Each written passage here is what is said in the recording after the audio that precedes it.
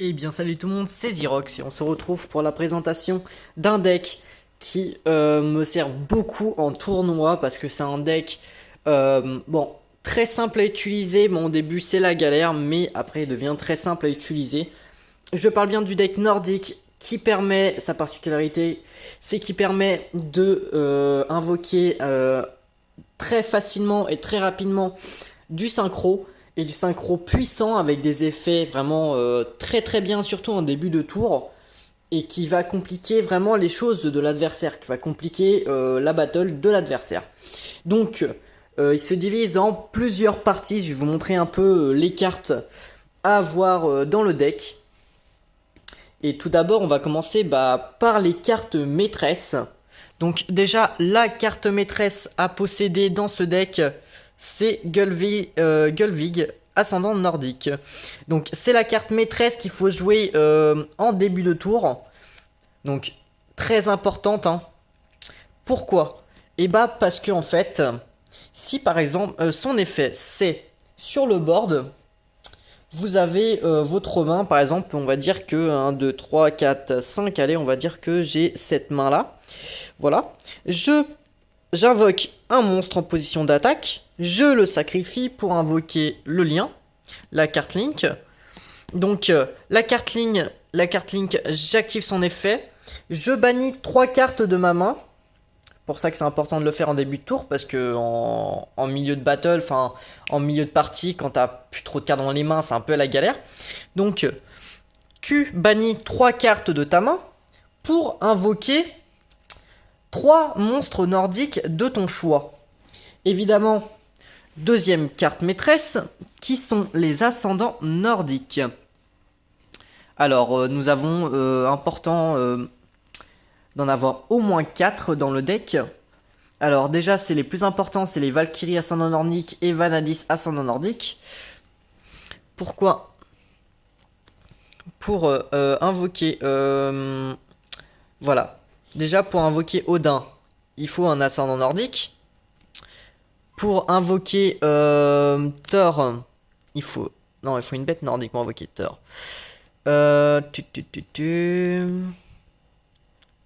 Une bête nordique aussi. Un alphe nordique. Donc c'est pour invoquer Odin. Odin, il faut maximiser ses chances de l'invoquer au premier tour. Ses effets sont les suivants. Il ne peut pas être affecté par des effets de magie et pièges. Et quand il est ciblé avec la Link, il ne peut pas être affecté par des effets de cartes, tout simplement. Donc Odin qui a une très grosse puissance quand même, hein, 4000. Donc pour l'invoquer, comme je vous ai dit, vous invoquez la Link. Les 3 cartes que vous devez poser, c'est un ascendant nordique. Donc soit vous prenez la Valkyrie, mais moi souvent je prends Vanadis, ascendant nordique. Niveau 4. Et je prends 2 monstres de niveau 3. Comme cela. Et voilà, j'invoque Odin. Donc il est ciblé par Gullveig, ce qui lui permet de ne pas être affecté par des cartes, par les effets de cartes, que ce soit une magie, piège ou monstre. Et en gros, cette carte n'est pas destructible au combat. Donc, alors, ce deck, évidemment, il a des points faibles. Si par exemple, au premier tour, c'est pour ça que c'est important de commencer en premier, mais si vous commencez en deuxième et vous faites votre petite invocation, mais la personne en face, le joueur en face, il a un moyen de vous la défoncer. Et en fait, votre combo est mort. Mais bon, c'est très peu probable. Donc, le maximiser de commencer au premier tour avec ce deck. Donc, un petit combo qu'on peut faire aussi avec ce deck, la même avec Ascendant Nordique. Sauf que, au lieu de prendre les Ascendants Nordiques pour faire votre invocation, vous prenez un Alphe nordique, mais il y a une petite particularité, c'est un synthoniseur, pas celui-là, excusez-moi, vous prenez celui-là, qui est un synthoniseur ténèbres de niveau 5. Et 5, vous prenez un 4, un monstre de niveau 4, vous prenez un monstre de niveau 4, et un monstre de niveau 1, ou peu importe, enfin tant que vous pouvez faire 10. Donc tout ça pour invoquer celle-ci, qui est Belzeus, Dragon Diabolique. Alors cette carte est très cheatée, on va dire, hein. Si vous l'invoquez déjà en début de partie, elle va poser de très gros problèmes à l'adversaire. Parce que cette carte ne peut pas être ciblée par des effets de monstres. Alors elle est non destructible au combat, ni par des effets de cartes. Donc votre adversaire ne peut pas la détruire au combat, il ne peut pas la détruire par des effets de cartes. Ensuite, lorsque par exemple elle se fait attaquer pour, en gros, vu qu'ils veulent pas te détruire, donc il va essayer de te mettre des LP si par exemple il a un monstre qui monte à 10 000. Et vous avez deux solutions, soit vous le mettez CLP à 0 et vous récupérez son attaque en LP, enfin vous baissez son attaque à 0 et vous récupérez son attaque en life point, ou tu divises les dommages tu divises les dommages que tu reçois divisé par 2. Franchement, c'est pas mal. Après les autres, franchement, c'est pas. Leurs effets, ils sont sympas, mais pas vraiment importants. C'est vraiment des cartes de soutien. Que si par exemple tu te fais pulvériser tes monstres, si t'as un autre moyen d'invoquer par Sainto. Mais franchement, les deux plus importantes cartes pour ce deck, c'est bien ces deux-là à invoquer au maximum au premier tour. Genre soit l'un, soit l'autre. Voilà, voilà. Ensuite. Alors donc ça c'est les deux petites cartes que j'ai rajoutées, donc Elvolzar Dolka, qui en enlevant un matériel te permet d'annuler l'effet d'un monstre, et ça c'est en enlevant un matériel te permet d'annuler l'effet d'une carte magie ou piège. Bon, très utile, surtout si tu arrives à mettre les deux sur le terrain, qui peut largement bloquer ton adversaire pour un certain moment, et puis ça te permet de faire quelque chose. Donc très très bon dans le terrain. Bon, ça c'est vraiment, si vraiment t'es dans la mouise, hein, c'est deux monstres du même type, donc très facile à réunir. Voilà. Donc ensuite, les cartes à posséder. Donc deux bêtes nordiques comme ça. Enfin, le nom, j'arriverai pas à le prononcer. 3 Galufaxi, bête nordique. Alors très très stylé, parce que si en face de toi tu as un adversaire qui utilise du Sainto, et en fait si vous traitez ça commence un monstre synchro, tu peux invoquer spécialement cette carte depuis ta main. Donc si par exemple t'en as deux et puis l'adversaire contrôle un monstre synchro, tu peux invoquer un, et si par exemple t'as déjà un monstre non synchro, tu peux facilement faire une invocation synchro. Cette carte aussi elle est pratique, parce que en gros si tu contrôles un autre monstre de bête nordique, enfin un autre monstre nordique en début de partie ou en milieu de partie, et si tu arrives à mettre un petit peu CLP un peu plus haut, en gros l'adversaire sera obligé de tank sur cette carte au lieu de tank sur tes petites cartes là. Ensuite, les ascendants nordiques à avoir, hein, évidemment, très important. Les deux Valkyries. Vanadis. Et Mimir. Voilà, c'est vraiment les 4 ascendants nordiques à posséder. Ensuite, des alphes nordiques à posséder. Ces deux-là. Ces deux-là. Ces deux-là. Et ces deux-là. N'hésitez pas de faire pause. Donc... Ensuite, deux petites cartes à posséder, vraiment pour accompagner le deck. Donc quand tu les pioches, t'es content. Sarcophage doré, évidemment. Et Trunade.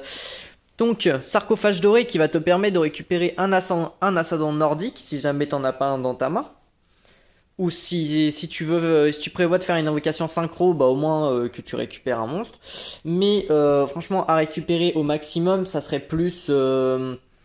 des reliques nordiques, je vous parlerai après. Ou par exemple la carte de terrain qui te protège les monstres nordiques. Bon, cette carte de terrain évidemment elle a un contre-coup. Si par exemple elle se fait détruire, en fait c'est tous tes monstres nordiques sur le terrain qui se font détruire. Donc elle a un petit contre-coup, mais bon, elle est pratique vu qu'elle protège tes monstres nordiques. Ensuite, Je vous parlais alors donc là, c'est deux cartes pièges aussi à posséder, hein. Donc qui te permettent de choper un monstre nordique de ton deck à ta main. Franchement, vraiment pas mal. Donc ensuite, je vous parlais des reliques. Donc les reliques, c'est qu'ils ont des effets avec les monstres nordiques qui permettent de te protéger en cas d'attaque. Donc par exemple, cibler un monstre face recto que vous contrôlez et un monstre face recto contrôlé par votre adversaire. Jusqu'à la fin de ce tour, l'attaque de la première devient égale à l'attaque de la seconde. Très pratique aussi. Par exemple, si voilà l'adversaire a une attaque plus forte que toi et puis il veut t'attaquer, bah tu peux te protéger avec ça. Donc très pratique aussi pour ça. Cibler un monstre as ou nordique que vous contrôlez, son attaque défense devient le double de son attaque défense. Pareil, ça peut te servir si tu veux attaquer ou si ton monstre se fait attaquer, au moins il pourra pas, l'adversaire ne pourra pas éclater ta carte parce que tu auras activé ça. Ensuite, ça c'est très utile aussi, une relique nordique encore. Bannissez un monstre as ou nordique que vous contrôlez, puis ciblez une carte sur le terrain, détruisez-la. Et aussi, durant votre deuxième phase, après l'activation, renvoyez le monstre banni à activer cette carte sur le terrain en position d'attaque. Donc le monstre que tu as banni pour détruire le monstre de l'adversaire, tu le récupères juste après. Donc très utile encore. La réplique nordique aussi très utile. Cibler un monstre sur le terrain qui a détruit un monstre au combat, détruisez-le.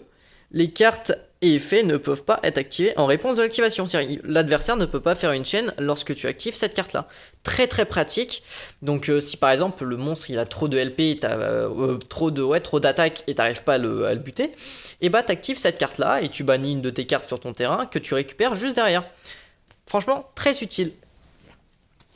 Ensuite, nous avons encore deux reliques nordiques ici, qui seront beaucoup plus pour les monstres synto. Monstres synchro. Donc, équipable uniquement. Attendez, hop, parce que je tiens à une main, c'est pas évident. Donc, équipable uniquement un monstre as ou nordique, il gagne 800 d'attaque. Et donc, si ton adversaire arrive à détruire cette carte-là, soit en détruisant ton monstre nordique, ou soit en détruisant en visant directement cette carte là, tu récupères une relique nordique que tu veux, qui va te servir au contre-coup à te défendre. C'est très utile aussi. Cibler un monstre as que vous contrôlez, jusqu'à la fin de ce tour, ses effets sont annulés. Et aussi, le monstre n'est pas activé ciblé par les magies pièges. Donc si jamais tu as un monstre as ou nordique que l'adversaire veut détruire par magie piège, tu actives. Et en fait, certes, ton monstre va perdre ses effets pendant cet effet, mais il ne va pas être détruit par la carte magie piège de ton adversaire. Et il ne pourra rien faire parce que c'est une magie piège rapide. Enfin, c'est une magie rapide. Ensuite, les cartes de l'interdit. Donc, lance interdite, Graal interdite et tenue interdite peut te servir sur plusieurs situations. Bon, cibler un monstre sur le terrain, jusqu'à la fin de ce tour, la cible perd 600, elle ne peut ni être ciblée, ni être détruite par d'autres effets de cartes. Si par exemple, pareil, l'adversaire veut te détruire ton monstre avec force du miroir, par exemple, t'équipes ça à ton monstre, un effet rapide, et ton monstre n'est pas détruit. Donc ensuite, nous avons Graal interdit.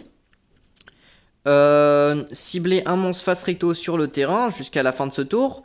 La cible gagne 400 points, mais ses effets sont annulés. Si par exemple l'adversaire veut activer l'effet d'un monstre qui te fait chier, voilà, ou veut activer l'effet d'un monstre pour te détruire un monstre, et bah t'actives ça, effet rapide, l'adversaire peut rien faire, ses effets de monstre sont annulés. Bon, en contrepartie, il va gagner 400 points, donc j'espère qu'il n'y a pas de tank.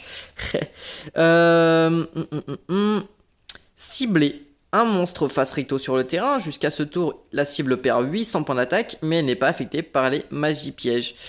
Donc c'est pareil, c'est à peu près à chaque fois, la cible perd ses effets ou n'est pas affectable par les magies pièges. Donc très important de les avoir parce que sur un deck comme ça, franchement, c'est vraiment de la bonne défense. Donc je crois que j'ai fait le tour, hein. Après, nous avons les petites bêtes nordiques qui sont là, hein. Ah, donc dès que tu l'as détruit celle-là, tu peux invoquer 2 jetons. Donc si cette carte combat un monstre de max niveau 4, après lequel du dommage, vous pouvez renvoyer le monstre à sa main. Donc très pratique, hein, si tu veux attaquer un monstre en position de défense et t'as peur de te prendre des dégâts, bah en gros tu l'attaques et puis son monstre, même si tu prends des dégâts, son monstre est dans la main. C'est assez utile, bon, moi je m'en sers pas énormément, mais bon, c'est assez utile. Lorsque le jeu vous contrôlez et le monstre est détruit, envoyé au cimetière, vous pouvez invoquer spécialement cette carte depuis le terrain. Donc il y a pas mal d'invoque spé pour maximiser la chance de synchro. Donc je pense que j'ai fait le tour du deck nordique. Donc Odin, je vous avais dit ses effets. Pareil pour les bells. Les bells, c'est à peu près les mêmes effets. Hein. Même celui qui a 3000. Ensuite, il nous reste Loki, Thor et Léo. Votre adversaire ne peut pas cibler cette carte avec des effets de carte, sauf durant la main phase 2. Donc tu peux largement attaquer avec celle-là sans avoir peur de te prendre des effets dans la gueule. Un Sonizer bête nordique, pour ça qu'ils servent les bêtes nordiques. Jusqu'à la fin de ce tour, vous pouvez annuler les effets de tous les monstres face recto actuellement contrôlés par votre adversaire. Une fois par tour de une phase, cette carte face recto contrôlée a été détruite. De cartes, vous pouvez envoyer au cimetière en ce tour. Vous pouvez bannir un synthoniseur de bête nordique dans le cimetière, invoquer spécialement cette carte. Si elle est invoquée de façon à infliger 800 points de dommage à votre adversaire. Donc cette carte agit un petit peu comme Loki. Donc ces deux cartes là, ils bannissent leur Syntho pour revenir sur le terrain. Et à chaque fois qu'ils reviennent sur le terrain grâce à cet effet là, lui, Loki, tu pioches une carte. Et elle, bah tu infliges 800 points à ton adversaire. Donc une fois par tour, lorsque votre adversaire active une carte magie piège durant la battle phase, effet rapide, donc il peut pas contrer. Vous pouvez annuler l'activation. Si vous le faites, détruisez-la une fois par tour. Durant l'une phase, cette carte efface recto que vous contrôlez a été détruite par une carte de votre adversaire et envoyée au cimetière. Vous pouvez bannir un synthoniseur Alph nordique depuis votre cimetière, invoquer spécialement cette carte. Lorsqu'elle est invoquée de cette façon, vous pouvez cibler une piège dans votre cimetière ajoutée à votre main. Pareil. Donc Loki, Thor et As, vous pouvez les ramener facilement sur le terrain. Donc c'est ça qui est pas mal sur ces trois là. Je pense que sur les bells c'est pas ça. Non. Sur les bells je pense pas que c'est ça. Hein. Donc vous avez trois cartes pour faire... vous avez trois cartes synchro. Voilà. Vous avez trois cartes synchro pour tanker. Bah pareil en fait, tous les synchros du deck nordique c'est pour tanker, mais ils ont les trois là, Odin, Loki et Thor, tu peux les ramener facilement sur le terrain même s'ils sont détruites. Voilà, donc pas besoin de Monster Reborn pour cela.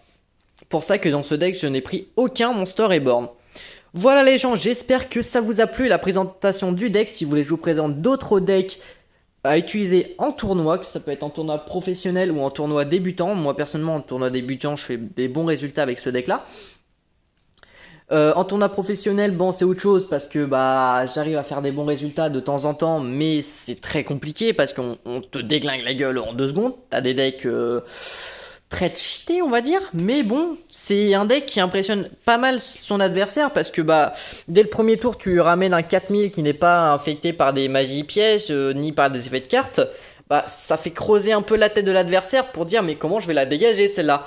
Donc c'est vraiment ce coup de bluff que tu fais à l'adversaire qui va le déstabiliser au maximum et qui va te permettre de prendre l'avantage sur le deck, enfin sur le duel pardon.